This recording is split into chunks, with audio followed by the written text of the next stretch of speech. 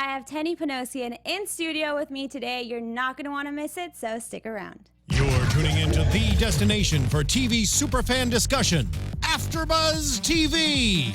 And now, let the buzz begin. There you go. Girl, that's just some child's play. Just a real gangsta lean over there. Everybody needs a little break in their life, right? Everyone, yeah, of course. If not, what are you doing with your life? Get on that, guys. What's up, guys? Welcome to AFTERBUZZ TV's Spotlight On episode. I have a super cool chick in studio with me today. She's literally done everything, a Jill of all trades. Teni Panosian is an actress, beauty guru, animal rights activist, businesswoman, two-time USC graduate. This girl is smart and she knows what she's doing, guys. And one more thing, she has over 1 million YouTube subscribers. None of y'all can get on that level, right? What's up, Teni? How you doing? Can I just take you everywhere with me? Because you were quite the hype man. Anytime. Oh, It was a Drake. All It right. kinda That's got me right. going. There Yeah. you go. How's it going? Good. Yeah, I'm so glad to have you in studio. I honestly, when I reached out to your publicist, I was like, it's gonna be a no. It's gonna be a no. And then yes, and here we are I'm today. excited to be Yeah. Where can people find you on Instagram, Twitter, all social media outlets? All social media is the same all across the board. It's at Teni Panosian. See you there. Nice, keeping it simple. And I'm Leslie Ambriz, guys. If you're familiar with AFTERBUZZ, you've probably seen my face around a lot. You can find me on Instagram and Twitter at In Less Than No Time. So Spotlight On is we do. We take it way back from the beginning, kind of follow your career, see what's going on, let the fans know a little more detail about you. Great. And if there's anything you don't want to answer that I ask, feel free to just pass Open it book. up. Open book. Awesome. Leslie. I know you've done a lot of Q&As, so I was like, oh, shoot, what hasn't she already answered about her life? The Snapchat, you're taking everyone through your house tours. That's right. They already know everything. They'll They probably do. comment and be like, yeah, nothing new here. Actually, there is something pretty new. Yeah? We might talk about that. Oh, shoot. Exclusive, guys. You might get an exclusive. Hey, if you were thinking about checking out, don't do that yet, okay? But going way back to the beginning, growing up, I saw that you on Twitter told a fan that you were not originally from the U.S. You traveled from Iran to Greece, lived there for 4 years. Yeah. That's a cool life. What was that like to be in Greece and go to school? I don't know if you want to call that cool, because technically we were considered religious refugees coming from. Oh my God, I didn't know that. Yeah, it was one of the only ways really to get out of Iran, because there was no U.S. embassy there or something. So you couldn't come straight to the U.S. You had to go to another country first and then come to the U.S. Oh, wow. And so we went, when I was like a toddler, we went to Greece and I started going to school there. I think my family liked it so much that my dad was kind of like, I think we want to stay here, but they just really wanted me to have like a good education here and everything. So when I was 5, we finally came to the U.S. So Dang, and then stayed here from then on. stayed here, yeah. That's cool. Was it weird culture shock going from country to country? Since I was so young, I don't really remember, but I think I definitely remember like Greece, because I was starting to, grow up a little bit there. I learned the language, and then I came to the U.S. And what I can really specifically remember is coming to L.A. when I was 5 and just being like, I want to be an American. So it's all about, America and like learning English and stuff. Like I was in ESL for like 5 minutes, and then I was like, English speaker real quick. Okay, I was going to say, yeah, because you literally have no accent. Yeah, I was just like, I was all about it. So Just red, white, and blue. I mean, Your first 4th of July, you got all decked out, right? Oh my goodness, it's hilarious. But I mean, that's insane that your parents were able to, make that journey and come over here. And then growing up in LA, what was that like with the entertainment industry literally right next door? I mean, I grew up in Glendale, so, Warner Brothers, all those studios were right in my backyard practically. So that was, cool. It's a cool experience. Hollywood and Highland, you've got all these, movies happening and red carpets and stuff. So I was exposed to that like pretty early on. Oh, yeah. I'm born and raised here, too. Definitely wanted to get into acting way too young. My parents were like, really? Did you ever want to go into, I know you said online that you waited until you were 25 because you wanted to be more mature, but when you were younger, was there kind of like that, hey, Mom, I really want to be on Disney, or I never shared PBS. it with anybody really, because I was like afraid to. Like I was like, oh, I don't know if, I didn't have the confidence to really say that I wanted to do it. I didn't think anybody would take me seriously, so I would just like secretly like in my room with like, I remember like friends, we would do like little like sketches together, and like it would just be like playing around. Child's play, if you will. Bringing it back to Drake. We're going to try to see how many times we can fit a Drake reference in today, guys. That's the challenge. So, yeah, it was one of those things that I just like dreamt of it for so long. And then once I, finished my bachelor's degree and then went and got my master's, I was like, you can't go any further. It's now or never. You either got to, take that dive, take the plunge, and like let go of that fear, or you're never going to do it. So that's what I did. I mean, that's good advice in the process of telling your own story right there. You know what? I don't regret really like waiting, because I can't imagine going through this acting journey as like a younger person. Like, I mean, I barely know who I am now. If I was like 16, 17, it would be just too rough, all the rejection and all that. So I'm kind of glad I waited to really, be a little bit more of a rooted person. Oh yeah, you see all these like child actors that unfortunately they had a great career and now they're just kind of going crazy and totally letting loose at weird times. But we're not talking about them. That's cool. So when you finally opened up to your family about acting, were your parents really open to it? I mean, I know you were probably out of the house by then, older. Yeah, and I actually wasn't. Oh, okay. I wasn't, because I moved back in after I did my just about when I was doing my master's, because I told my family that I wanted to do this, and they were actually really supportive, because they'd seen I danced all my life. I was always a performer. Like, I was always on a stage doing one thing or another that had to do with performing. So it wasn't any kind of surprise for them, but they were very supportive. And I also started like the blogging journey just about the same time. So I was like, do you want to keep supporting me for a little bit longer? Just a little longer. Because I was booking like commercial work too, and that sustained me, but it was really helpful to have my family here in LA, having not to pay rent and stuff. So it was I have to say that was a huge help for me. Oh wow, no, that's beautiful and gorgeous that your parents would even open up their home again to you and do that, because you definitely don't see that today. And then you said you like to perform with your friends and kind of do choreograph. Were you more of an outgoing kid, or was it just when you performed that the outgoing came out? The only time. Okay. Otherwise, I was like an introvert always. When you saw me perform dance, you were like, who is that? Like, a totally different person. That's really the opportunity that I took to really like shine and like come out of my shell. But then once I got off stage, I was like, like the WB frog, like, burp, like, which is really quiet, introvert. So people were like, you want to perform? You're like, hell yeah, guys. Exactly. Like, just wait for it. Like in all those shows where it's always the like quiet one, and she goes on stage for the first time, and everyone's like, oh my god. Even now, I think it was like a year ago, I posted some throwback videos on Instagram, a couple of dance performance videos, and people were like, this is you? Oh my gosh, like, I want to see more of this from you. Like, we've never seen you like this before. So yeah, it's interesting. Would we ever see a dance video in the future? You might actually. I was actually talking to a YouTube dancer recently about this. I don't know, I might. Okay, like royal family kind of style, or? We'll see. We'll see. Might be something I dip my toe back into. Nice. I'm excited to hopefully see that. And I'd like to. Dancing-wise, did you ever want to pursue that professionally, since there was the acting and the blogging and all that? I always knew, because dance is such a specific discipline. Like, if you're a dancer, like it has to be your life, and you have to have a real passion for making it your life. And I sort of always knew that that's not really what I wanted to pursue professionally.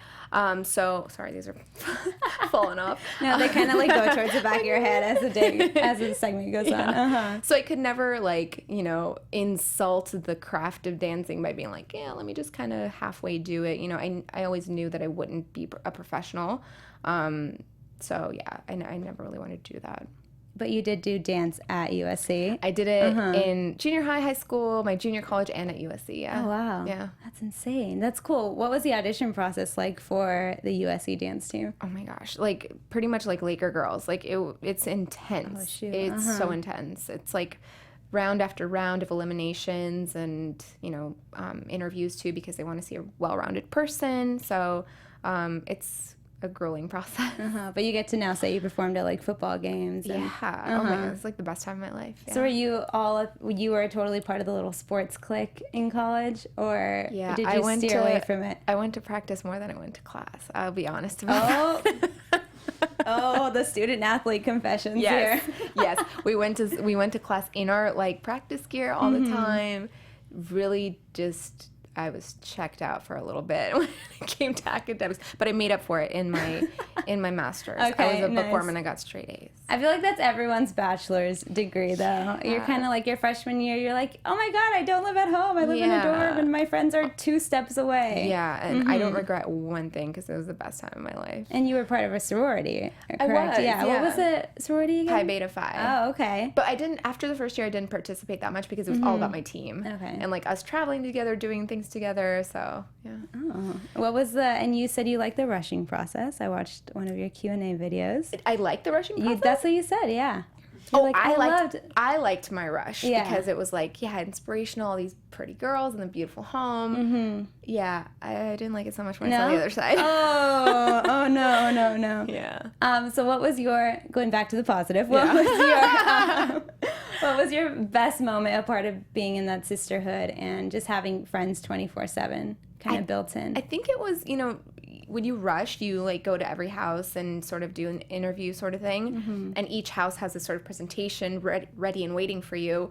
And I remember going to my house. I knew from the beginning I wanted to be a Pi Phi because one of my friends who was also my teammate, she was in the house, and just everybody in the house was just so perfect and the kind of woman that I wanted to be. And like, I don't know, it was just the aspirational people in the houses that like made me so like excited for it. Okay.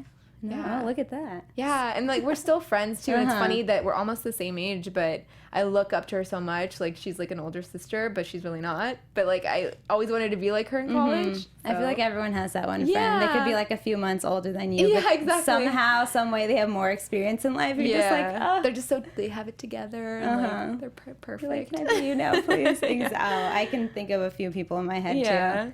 And I mean, now would you advise girls that are going into college? I know a lot of your fans are 13, high school age, about to go into that. Would you advise them to do a sorority? I think it's a great thing to try out. It's not for everybody, but definitely try it out. Why not? I mean, it was a unique experience, especially at USC where Greek life is so big.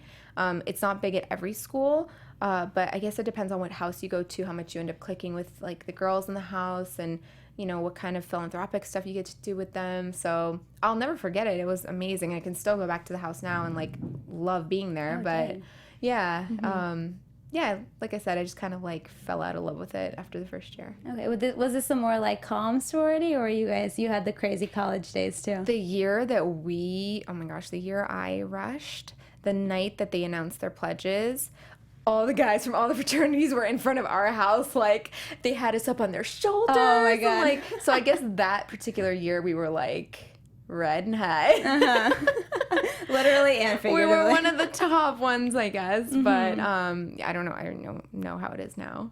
Do you still keep in touch? And with the sisterhood, but how about, like, the brotherhood, like fraternity-wise? My best friend of 20 years, he was in the fraternity right next door, and he was like, you got to go Pi Phi, we'll be neighbors, we'll be right next door. So yeah, I still know a lot of the guys from like look at that. ATO, API, yeah. Just all the good shout-outs right now. Yeah.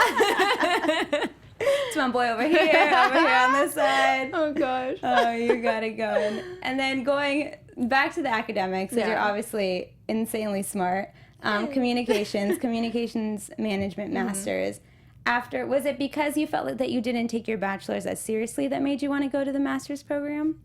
I remember specifically on graduation day, I was like, I don't know anything more than I did when I came into college. Oh, no. I had a full-on meltdown. I was like, what am I going to do? Like, where am I even going to go? Am I going to get a job now? Like, not knowing anything.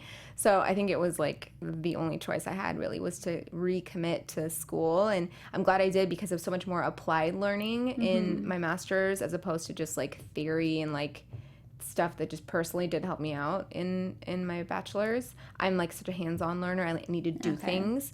And that stuff helps me now to this day.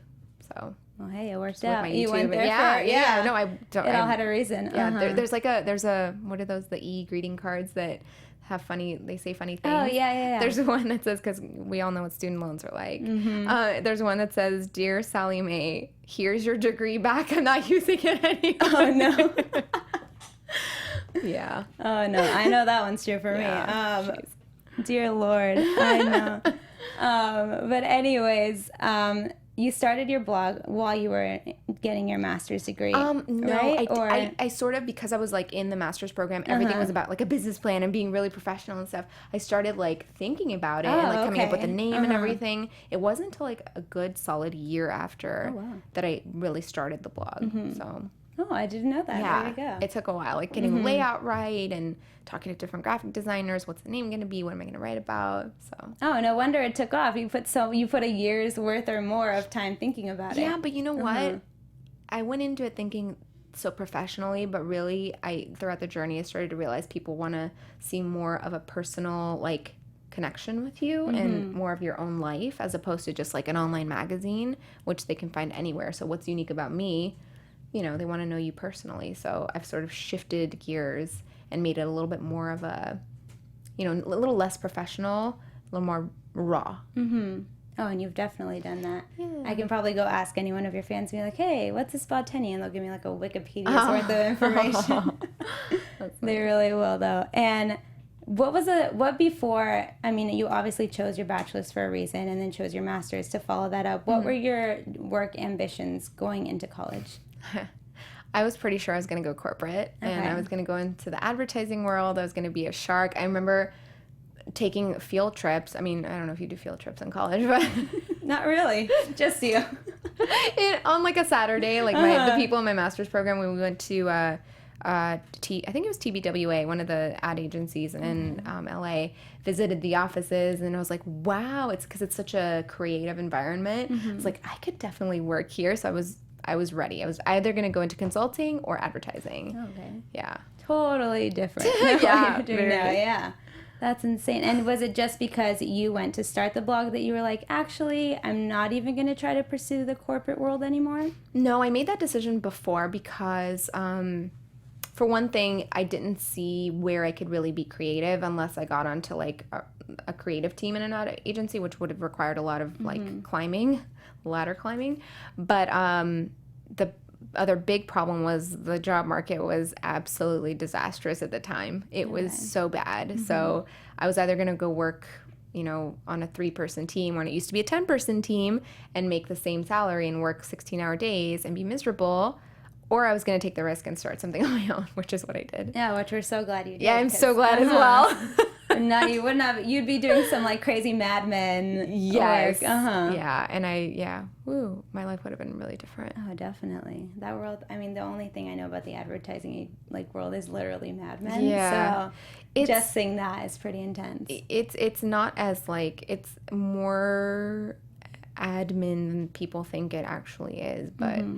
I mean, I would have killed it. I would have been great at it, but it just would have been a totally different world for me. Well, glad you did. Glad you're here. And then I have to jump back to going back to high school. I know we've covered college and everything, but you played tennis in high school. I did. I played tennis in high school, so I wanted to know, what was your favorite, doubles or singles? Singles. Doubles always freaked me out. I was like, what if I hit the person with my racket? I'm just such a control freak that I like to just. Like, I never like to work in groups in school. Okay. Like, group projects. I just, always like to do stuff on my own. Like, your project, you're like, oh, damn it. Yeah. Yeah, singles for sure. Okay, nice. Kind of take over the whole court. Yeah. And then who is your favorite or still is your favorite tennis player? Oddly enough, my dad. Okay. He's the one who got me into tennis in the first place. And I still have pictures of him, like, from back in the day. Like, really, like, chiseled leg muscles and, like, serving. And, yeah. He was so does your family still play every now and then together? Not so much anymore, but, like, growing up, I definitely played a lot with my dad. So. Oh, nice. Yeah.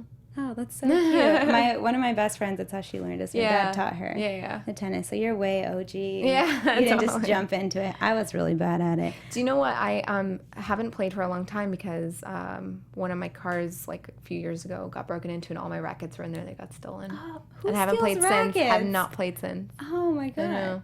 Who's like, oh, look at that car. There's a lot of tennis rackets in there. Exactly. Let's take those. It's a lot of money in that. Yeah. So a bummer. No, that is a bummer. Yeah. If anyone wants to give her rackets, I know y'all like to Can send I get an endorsement? Pen, get on that. Let's go. I know, oh my God. And then going back to the acting, you obviously have had a lot of success with that. I saw a lot of music videos. Not a lot. Quite I think a few? I've had three? We can say that's a lot. Yeah, we we'll can top say you that's up. a I'm your lot. hype girl, remember? It was a lot. It was a lot. I forgot. Sorry. You're good. And you were consistently playing the like hot girl that all the guys like the guys hero wanted. girl. Yeah. Was it fun to kind of get Nick Carter, The Wanted? What was that like being on set? So much fun. Like I could not imagine a more fun job. Like for 12 hours you get to, be with cute boys and like just, play, and they get it on camera. You play, you not get much money else for to it. folks. What a dream. If anyone wants a job with cute boys, music video acting is your fun. go-to. Yeah. Was it crazy to meet Nick Carter? Were you a big I was a 90s fan of huge his? Backstreet Boys fan, and he was my favorite. When the 16-year-old me would have freaked out, but of course I was 26 and I was way over it. But I'm so happy he turned out to be a really nice guy. Like if he'd been a jerk, I would have shattered the young me. But he ended up being such a nice guy. It was a successful project, cool video, and I was really happy to do it. Cool. So this time, Meet Your Heroes was a good one. Yeah, yeah. Oh, that's so cool. I'm jealous. I wish I was in a music video with Nick Carter. That would have been amazing. And then what's been your favorite role that you've played so far just throughout your entire acting career? Gosh, I think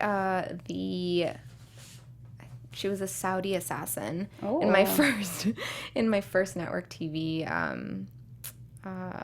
job. I was a co-star, and I was one of those girls who lured a man into a trap, basically. So that was fun. Very powerful. Very powerful. Love it. But other than that, I feel like, I've really even enjoyed like my commercial stuff too. Like, gosh, my Dos Equis commercial with the most interesting man in the world. That was like a very memorable one. Cause, I think you posted something about that, yeah, because right? they retired him. I'm so sad, but R.I.P. I'm happy to have been part of the campaign while it lasted. So. Were you fangirling on the inside too for that one? I didn't know what to expect, and he ended up being the coolest guy, just cracking jokes on set, really fun to be around. So, any jokes that you remember? I don't remember any, but they bordered on inappropriate. Oh, okay. Of course. It was great.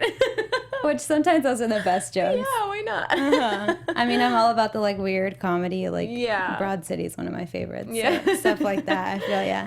And then you did one thing most people I feel like wouldn't expect off the top. You did a movie with Snoop and Wiz. Yes, I did. Oh, I want to hear all about this experience. When I saw this, I was like, no way. Oh man, that was another very memorable project that people still to this day will comment like, oh my God, you were Ashley in Mac and Devin Go to High School. I'm like, yeah, I was. So that was obviously a different project for me, but the role was so Rachel Berry from Glee, the uptight, rich girl who just had a stick up her ass and needed everything to be her way, and she was very different from everybody else in the cast, who was way more laid back and easygoing. So I was trying to force my boyfriend Devin, who's played by Wiz Khalifa, into this perfect box, and of course Snoop Mac comes along and de-virginizes him, if you will. Oh no, just ruins your plans. Yeah, but again, really amazing crew to work with, and just a really fun project. You still in contact, I still one-on-one talk basis to the producer, with them? sometimes, and I always talk, because people I think are pushing for a Mac and Devin Go to High School too. Oh, okay. So I don't know if that'll actually happen, but. Girl, you're gonna blow up if that happens second. Because I feel like Snoop was always big, but I feel like Wiz Khalifa's obviously gotten a lot bigger over time. Sure, yeah, for sure. Everyone will know the Teni right there. They already do, but they'll know it even more. No. That's crazy. That's insane. I love it. And then what's been, just because everyone knows the audition process, it can be your enemy or it can be your best friend. What's been your best audition? One that you walked out of there and you were like, hell yeah, I booked that. Or even if you didn't book it, you felt like you did a great job.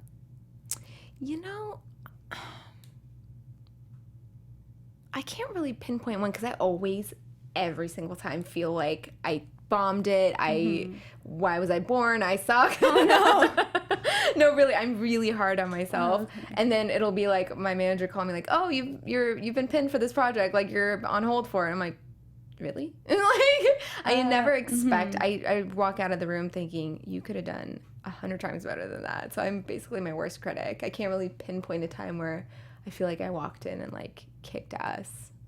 Maybe I should change that about myself. A little more positive thoughts. A little more Just positive sending thinking. all the positive vibes your way. Thank you. I need it. I mean, I feel like we all do that, especially Yeah. pursuing careers in entertainment. Yeah. You're like, or someone will walk in and you're like, oh, well, they look like they have more experience than me. Yeah. Or going off of that, what advice would you give to anyone watching who's pursuing acting and is kind of having those moments after their auditions? You know, it's such a process. Like, it's not one thing that gets you the job. There's so many things from A to Z that can happen that can get you the job or, you know, disqualify you for a job. Like, things like there was an HBO series, I won't say which one, but I was up for the girlfriend of the lead, and they were like, we really, really like her. And I was in there so many times and like, but we think we want a black girl for it. I'm like, okay, so I can't do anything about that. You know, it's not that I did what I could. They want something different. That's fine. And then I see it, white black girl got hired. So I'm like, you never know what's going to happen. All you can do is walk into the room, do what you can do, the best that you can do, and walk out and let it go. You can't control any of the other variables that go into it. So don't get hung up. There's so many times where I've like been very upset about losing a job when I was close, but again, you can't do anything about it. The worst is when you actually want like that role specifically. Yeah, that's really hard. It definitely is. I don't do acting anymore, but I used to do it as a kid. Yeah. And I remember being like, oh, yes, Disney? I'm down. And then it was like, just kidding, you didn't get it. Yeah. Oh, those are the worst when you're like, I'd rather not even be considered than be like really, really close. You get the callback, the third callback, and just, I feel the pain. It's hard. For everyone out there, hard. too. Yes, I feel indeed. it. And then that's obviously, I feel like, is the biggest lesson you've probably learned then as an actress, right? Is just to kind of you do what you can positive, do, and like don't worry about the other variables. Like, you'll get the job that you were meant for, and there's work for everybody. You know, don't. Oh, really? Yeah. You think, you know, like competition and stuff. Like, just don't. Don't. And with acting, I feel like everyone's really friendly or at least my experience, have been friendly in the audition here. rooms. Everybody I come across is like, man, it must be grueling out there, like meeting so many people and like, you know, so much competition and people being mean. I'm like, I haven't encountered anybody everybody's been really supportive. I've made so many really good friends through my acting journey who are actors, of course. I knock on wood, like I've had a really good experience so far. Oh, that's amazing to hear. And do you prefer more of the improv acting or more of like here's the scene study, let's go? I love improv. In fact, I'm going to go back because I'm sort of transitioning back into feeling like an actor again because I want to act again. I want to probably go take an improv session or whatever, class. And a lot of people avoid it because they're like, oh, it's hard. I don't know what's going to happen. Yeah, it's like, it's fun because you get to really be like without inhibitions, completely like let everything go and just have fun in that moment. You can't prepare for anything. And that's my worst fear in life, is to not be prepared for something. Oh, this is a big challenge. But it's exciting for me. You know what I mean? Like I've always found it to be fun. And every time I've done improv, it's been like super fun for me, and like I'm actually not bad at it. So when you discover, you're like, oh, I could kind of, you know, I could do this. So do you prefer the drama improv or comedy improv? Comedy. Okay. I'm all about comedy. Like the physical, or you like throw yourself on the floor, or like have to do like backflips, or things like impressions, and like again, you don't know what's gonna be thrown at you, and that's the best part, is you have to stay on your toes the whole time. Like growing up, I would watch Whose Line Is It Anyway all the time, and I'd be like, how do they do this? You know, it was really impressive. So yeah, and like Jon Stewart, John Oliver, like all those guys, like they're like comedy kings to me, and I just think they're so funny, and yeah, that's always been my favorite genre. Love John Oliver. All at him. He always throws it down so real. Yeah, he does. Really? You're like, oh, you just said that? Okay. Okay, I agree, but okay, cool. Every single time. And then will we see some more projects then with acting, since you said you feel more like an actress now and are going to more Well, you auditions better. and stuff? Yeah. Because I'm, like digital sort of swallowed up my life, and I can't complain because great things have happened because of it. It's taken me far, but I need to diversify my my skill set back to acting and doing the YouTube stuff, because I miss it so much. I miss it, and I feel like I'm, I didn't do even that much as an actor before digital took over my life. So I absolutely want to get back into it. Oh, and I'm sure digital's opened up so many new acting doors, right? Yes, it has, Because I think, what's her name? Megan Ranks, Yeah. is now on a Hulu show, I think she said, on Snapchat. There's a few people, that have gotten onto series from YouTube, and that's amazing.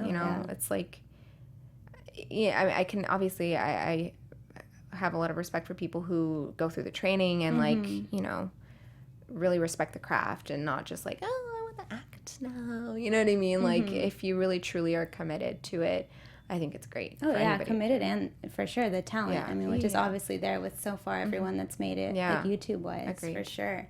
And then transitioning into YouTube, the biggest, I feel like the biggest thing, over 1 million subscribers now. I mean, you obviously follow you on Snapchat, saw that you were super freaked out when you were in France and everyone went out to celebrate. I know, it's like nobody, my family's not here, my like the people I work with aren't here. Like I was with, a few people in France, other YouTubers, but it was strange not to be at home to celebrate that. Did everyone bombard you once you got home off the plane? Yeah, they were so excited. But even in France, the brand that I was with, they were so nice. They had like balloons. They surprised me with balloons and cake in my room one time when I walked in Paris. Yeah, I was like, oh, thank you. Like, thanks everyone. I feel loved. It was cool. And everybody on Snapchat, on Twitter, people were like sending me pictures holding up their ones, and it was really cute. I'll never forget it. Yeah, 1 million is a huge deal. Not so many people have been on YouTube for years and don't even get that far. So congratulations. I'm very thankful. For that. Thank you. Thank you. Of course. And going into the beauty and makeup and fashion, what initially made you want to say, okay, this is what I'm gonna do or attempt to do professionally online and through video?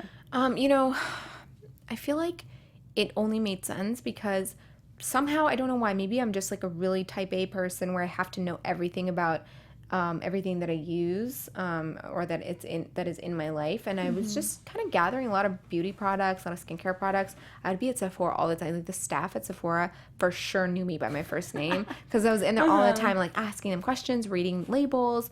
And then my friends, slowly, they started calling me every time they'd be shopping. They'd be like, so I want a bronzer that's matte, but then it's like this color and that. And then they'd ask me for my recommendation. And that's how I sort of knew. I was like, yeah, I should write about this stuff, so everyone has one place to go to. And I was following sites like Pop Sugar and Bella Sugar and like the Glam, I think it was Glam, I can't remember the name, but all these like online magazines that had really cool beauty content. And I was like, I want to do this. This looks really cool. So that's sort of how I decided what topic I would be writing about. Okay. And were you always into makeup as a kid, or was it something that came along later on? I mean, I wasn't really a girly girl when I was growing up. I wasn't really a tomboy either. I was just kind of meh. Whatever. I like skateboarded and like played hockey, like whatever. So you were the cool girl. I mean, I don't think I fit into anything because I did wear like cute crop tops and stuff, but then I still like to do fun stuff, like sporty stuff. But makeup for me didn't really like come into play until like, I don't know, I was like 14 or 15. And that was because I was competing on teams. So we'd have to wear like red lipstick to competitions and, crazy colored eyeshadows. And then in high school, my teammates used to like ask me like, oh, could you do that cool glitter thing you did on the side of your face on mine too? Because I've always been an artist. Like I've drawn and painted my whole life. So that skill set sort of transferred over and I just became good at makeup. So I think it was my mid to late teens that I started to like play around with makeup. Did you ever have a horrible makeup incident where like you thought you looked great, but maybe like the eyeshadow was a little too crazy, and now you look back at that picture? See, I can't judge it from back then because that was the thing. Okay. Especially for competition, the judges would be all the way over there at the top, and you're so far away. You'd have to have like bright pink like the stage cheeks. makeup. Yeah, you had to do that. But I do remember I did a lot of experimenting, a lot. And one time in high school, I must have been like 15, I dyed my eyebrows orange. Oh my God. Yeah, because I used to bleach my eyebrows to be a little bit lighter. I didn't embrace my ethnic features until like later in life, so I was like, I gotta get lighter. So I attempted to lighten them, and they turned rusty orange. Oh my God. Did you like try to fill them in with like anything? No, it just rocked them. Oh my gosh. Please post a throwback picture of that I one gotta day. find that. I probably repressed that memory, but I want to see that. Hey guys, just kidding. Wasn't always great at this. Yeah, no. Yeah, it was scary. Oh, that's insane. And you said it took a while before you really appreciated your ethnic features. Yeah. Was that a big internal struggle just growing up here in the U.S. where beauty standards are obviously very, very Western, very blonde, blue-eyed? I had like phases when I was younger because, I was this olive skin kid with big dark frizzy hair, so I was like, why can't I be like the girls in the commercials? They have like really silky blonde hair and then blue eyes and like whatever. So I went through that phase, and then I went through the phase of like I was like really into TLC, so I was like braids and like try to be a little bit more urban. I obviously am neither. So it was two really weird phases for me. So yeah, I think it took me being an adult and embracing my language and my features physically and my culture to really appreciate it. Because when I was growing up, like my parents, I'm grateful they did this, but I was annoyed when they were doing this when I was younger. I'd speak English in the house and they'd be like, Armenian, speak Armenian, speak Armenian, and I'd be like, ugh, annoying. And they'd send me to like Saturday school to learn Armenian. Oh, wow. I was so annoyed, but now I'm like, I'm grateful for that because my native language, I know it and I can teach it to my kids. And yeah, it's one of those things. You're a rebellious kid and you're an idiot, and like you don't appreciate what you're supposed to appreciate. So that's when parenting comes in. For they sure. Force you to do this. You're like, you hate them in the moment, but you're like, oh my God, thank you for never letting me do this, or for always making me do it. My dad hated when I always dyed my hair lighter, and it would always turn orange because I have black hair, and when you lighten it, all that red comes out. He was like, you need to look like a true, in Armenian, it's true, a true Asian. Okay. Well, we're not really Asian, but in Armenian, that's how it translated to. He's like, you need your black hair back. And I'm like, ugh, whatever. Now I'm like, back to my natural color. Like, light is going to get everyone. Yeah. Oh, wow. Yeah, I mean, not about me, but I went through something similar to that, so I totally feel you. Yeah. And then skipping from a more serious topic back to the makeup, what was the first look that you ever posted on YouTube? Is that the first one still up, or was there another one maybe that's been deleted? It must be, because there was a period of time where, because this didn't matter in the beginning with YouTube. Oh yeah, it definitely can't be my first one. In the beginning, we were using like copyrighted music, like I don't know, Britney Spears and stuff, and it's definitely not okay now. So I went through this period of time where my network was like, okay, YouTube is really cracking down on music usage. You have to delete everything that you posted that has copyrighted music. Oh, okay. So I went through and deleted probably like 5 to 6 of the early on videos. So yeah, I don't think my first video is still up. The original one. Yeah. Do you remember what the look was though? I think it was like I really can't remember. I think it was like a no makeup look. Okay. It was one of my first like really fresh and natural minimalist looks. Yeah, I think it had to be that. Okay, which is what you're known for. The ultimate, like, not wearing anything, but I still look great. Yeah. Oh, yeah.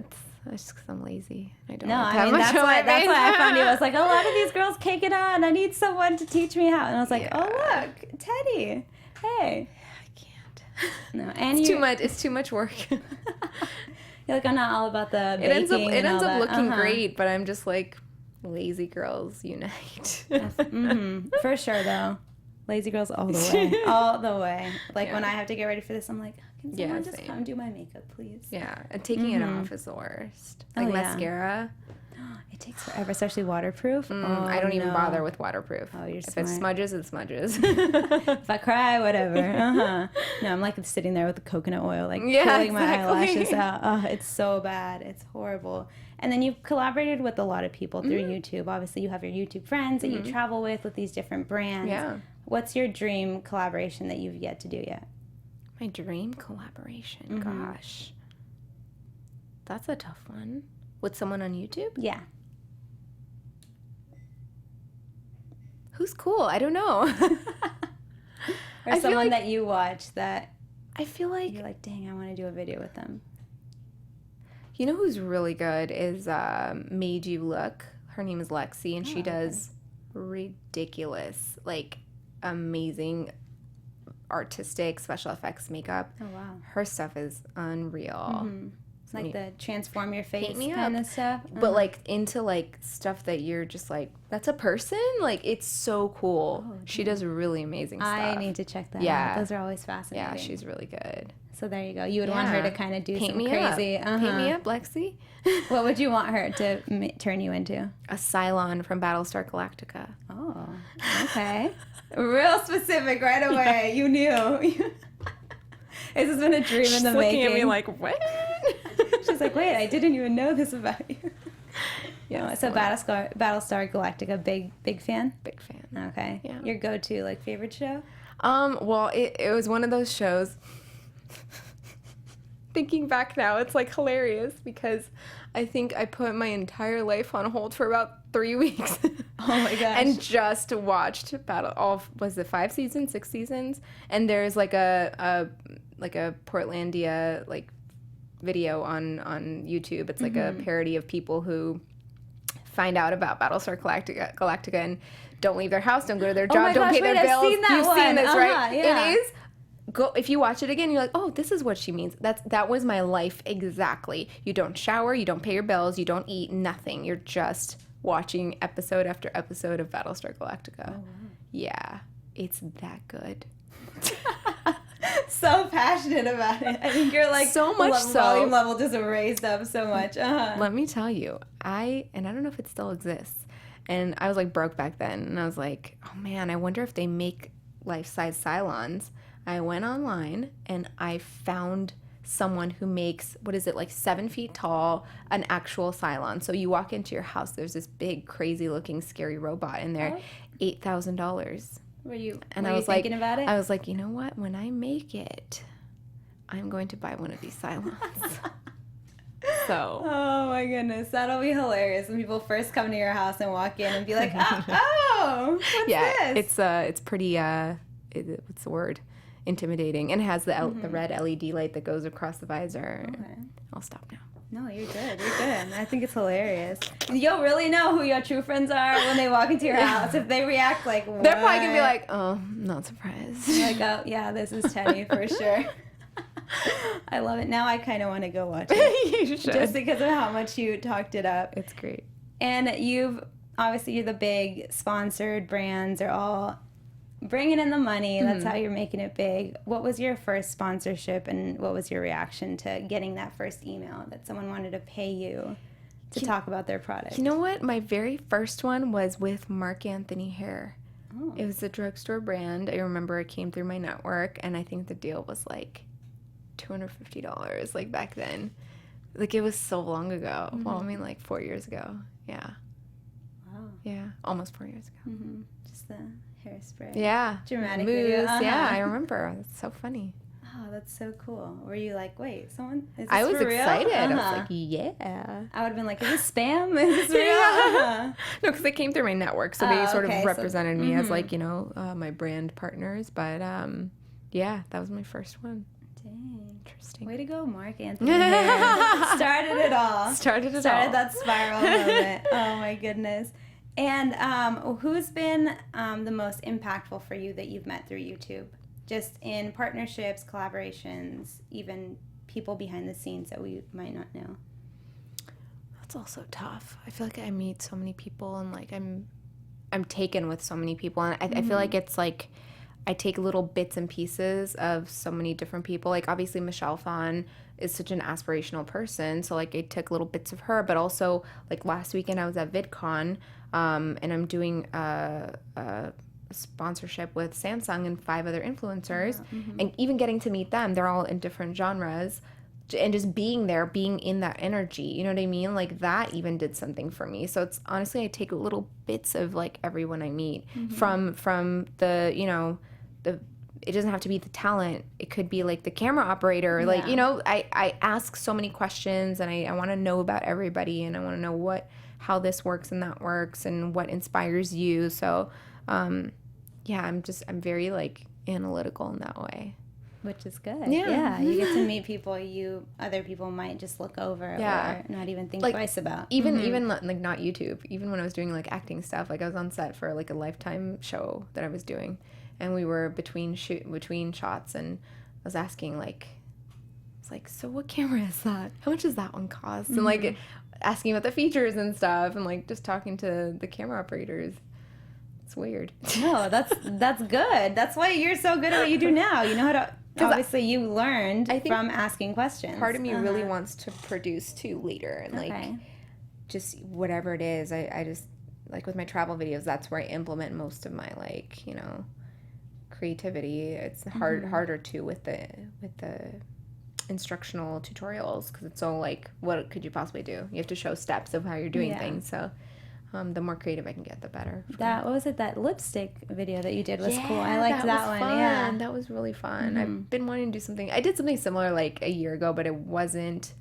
I, like, learned Premiere for it. Like, I wanted it to be, like, next level. And it's funny, when I posted it, I was like, this is still not what I want it to be. But everyone was really loving it. So I'm like, oh, good. That's great that people loved it. But I'm still not happy with it. Like, I need the next one to be even better.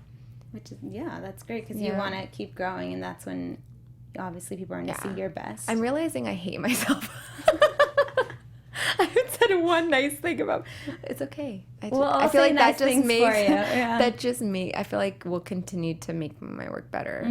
So no, it's the people that are hardest on themselves that you see. Because if you're happy with mediocre, like, you're going to be stuck there, and you're never going to move forward. You know. Agreed. But if you want to keep doing the best, climbing the ladder, as you said, that's when you're going to get there for sure. And I mean, I felt like I was watching a commercial when I watched that video, so I was like, dang. You could definitely open up your own production studio company, all of the above. Thanks. There you go. Nice. I'll be, like I said, the affirmation hype man, of the day. The hype man. I'll just email you daily affirmations. Oh, thank you.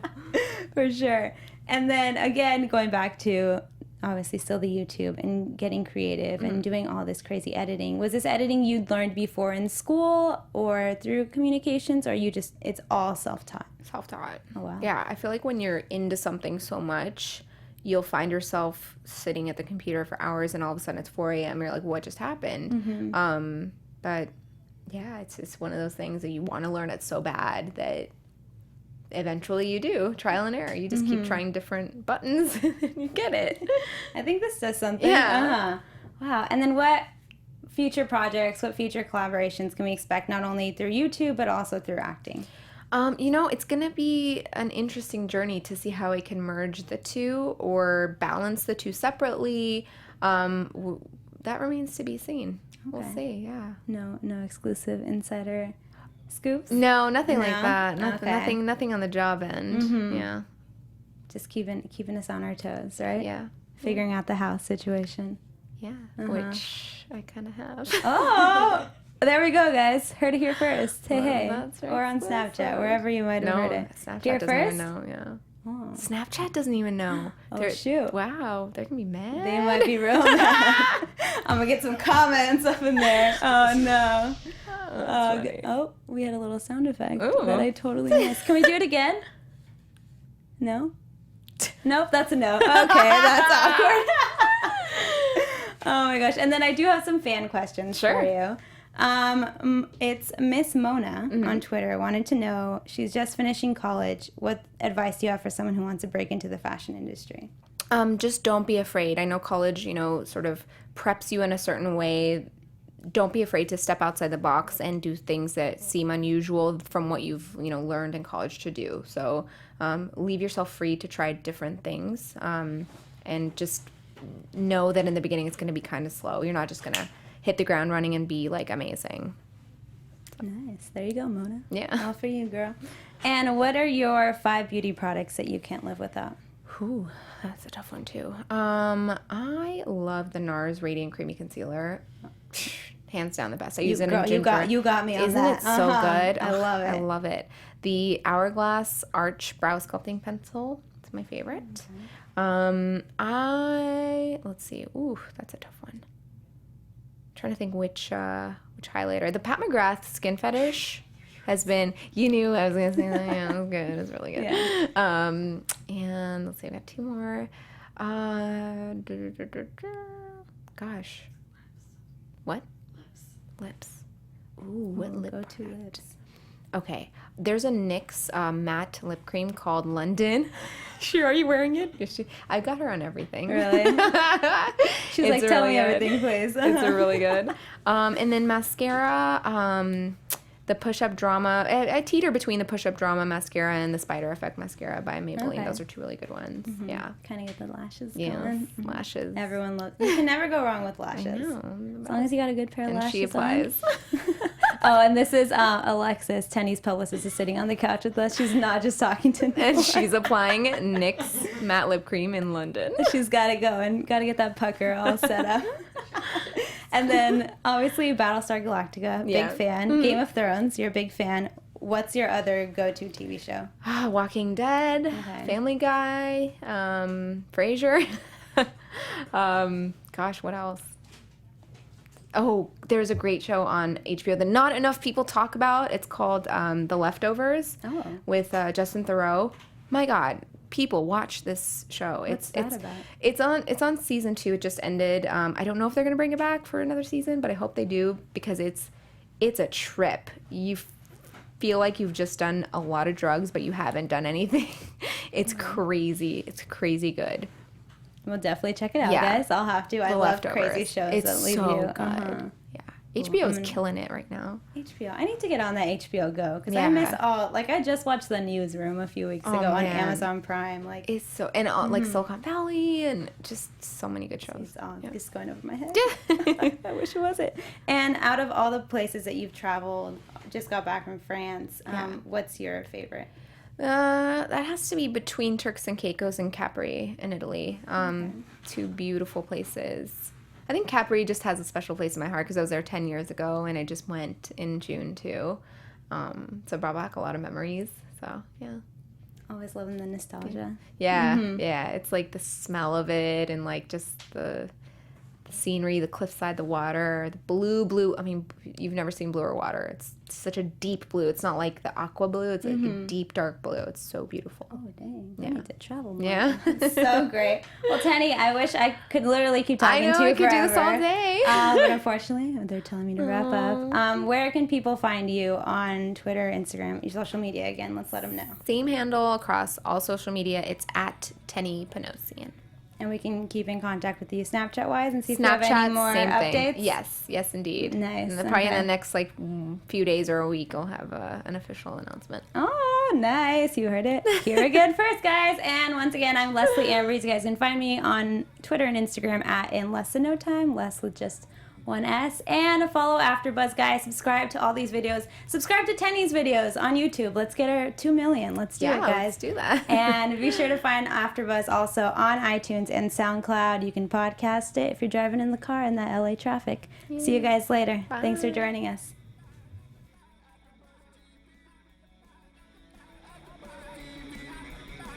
From executive producers Maria Menounos, Kevin Undergaro, Phil Svitek, and the entire AfterBuzz TV staff, we would like to thank you for listening to the AfterBuzz TV network. To watch or listen to other after shows and post comments or questions, be sure to visit AfterBuzzTV.com. I'm Sir Richard Wentworth, and this has been a presentation of AfterBuzz TV. Buzz you later. The views expressed herein are those of the hosts only and do not necessarily reflect the views of AfterBuzz TV or its owners or principals.